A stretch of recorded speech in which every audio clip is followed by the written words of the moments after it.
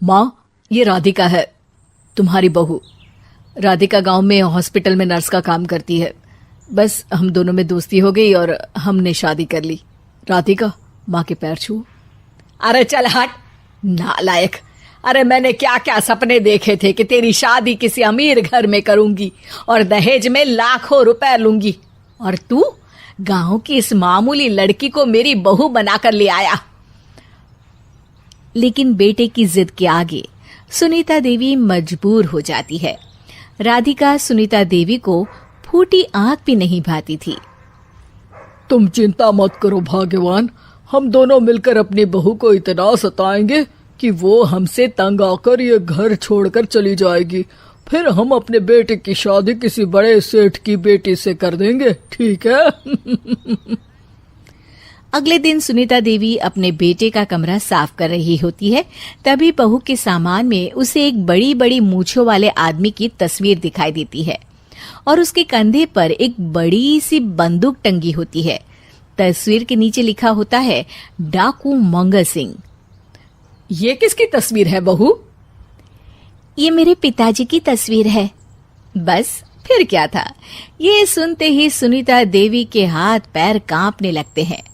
वो भागती हुई सीधा अपने पति के कमरे में जाती है। अरे गजब हो गया जी, गजब। अरे क्या हो गया भाग्यवान? हमारी बहू एक मशहूर डाकू मंगल सिंह की बेटी है। हे भगवान, अब क्या होगा? क्या कहा? डाकू मंगल सिंह? अरे मर गए रे। सुना है वो तो बड़ा ही खतरनाक डाकू है, मारता ज्यादा है गिनता कम है। लोग पुलिस वाले भी उसके नाम से कांपते हैं। अरे सुना है वो तो हर हफ्ते 2-4 लोगों का ऊपर का टिकट कटवा ही देता है। हे भगवान, अब हम क्या करेंगे? ये हमारे नालायक बेटे ने कैसी मुसीबत हमारे गले बांध दी।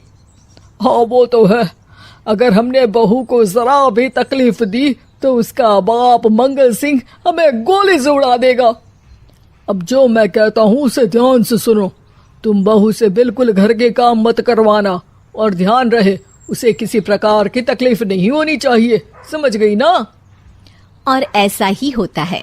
अगले दिन सुनीता देवी रसोई में खाना बना रही होती है कि तभी, ये क्या माँ जी, मेरे रहते आप खाना बना रही हैं? चलिए हटिए, मैं खाना बना देती हूँ। अरे नहीं नहीं बहू, तू यहाँ क्यों आ गई? जा तू अपने कमरे में जाकर आराम कर, मैं खाना बना लूंगी। सुनीता देवी जिद करके राधिका को भेज देती है।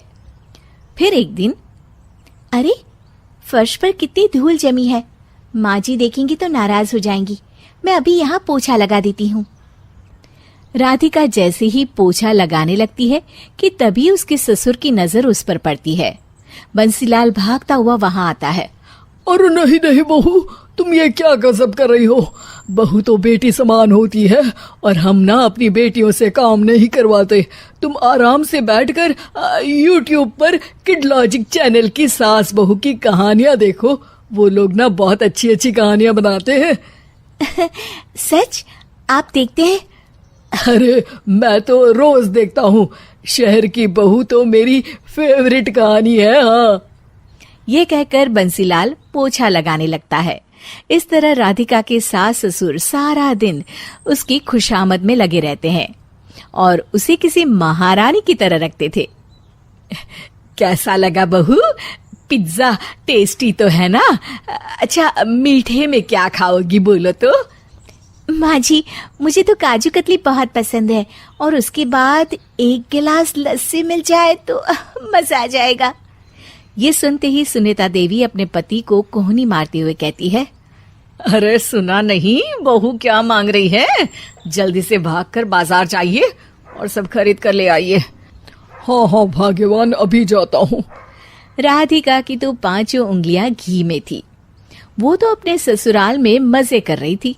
दूसरी तरफ राधिका की सास उसके लिए कभी नई साड़ी खरीद लाती तो कभी उसके लिए नए गहने बनवा देती। फिर एक दिन डाकू मंगल सिंह अपनी बेटी राधिका से मिलने अपने आदमियों के साथ आता है।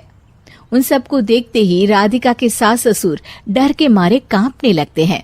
मर गया रे, डाकू मंगल सिंह तो सच में कितना डरावना दिखता है, ऊपर से इतनी बड़ी बंदूक लेकर घूमता है। कैसे हैं समधी जी? क्या हुआ? आप इतना घबरा क्यों रहे हैं? और आपको इतना पसीना क्यों आ रहा है? आपकी तबीयत तो ठीक है ना? जी अभी तक तो ठीक है, पर लगता है बहुत जल्द खराब होने वाली है।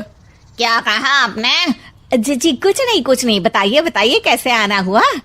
दरअसल आज आपके शहर में हमारी नाटंकी मंडली का प्रोग्राम है, तो इसी बहाने सोचा बेटी का ससुराल भी देखता चलूं। ये सुनते ही राधिका के सास ससुर हैरान हो जाते हैं। क्या कहा? आप नौटंकी में काम करते हैं? हाँ माँ जी, पिताजी डाकू की एक्टिंग बहुत अच्छी करते हैं, उन्हें तो कई अवार्ड भी मिल चुके हैं। और ये बंदूक, ये तो असली लगती है। तभी राधिका के पिताजी अपनी नकली मूंछ निकालते हुए कहते हैं, इस मूंछ की तरह यह बंदूक भी नकली है।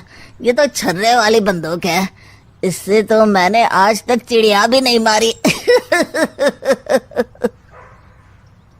और खोदा पहाड़ निकला चूहा, इसका बाप तो मामूली नौटंकी वाला निकला, और हम इससे डर कर बहू की नौकरों की तरह सेवा कर रहे थे।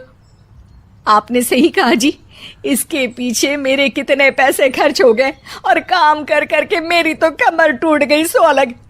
अरे बहू, तूने अपने पिताजी के बारे में हमें पहले क्यों नहीं बताया?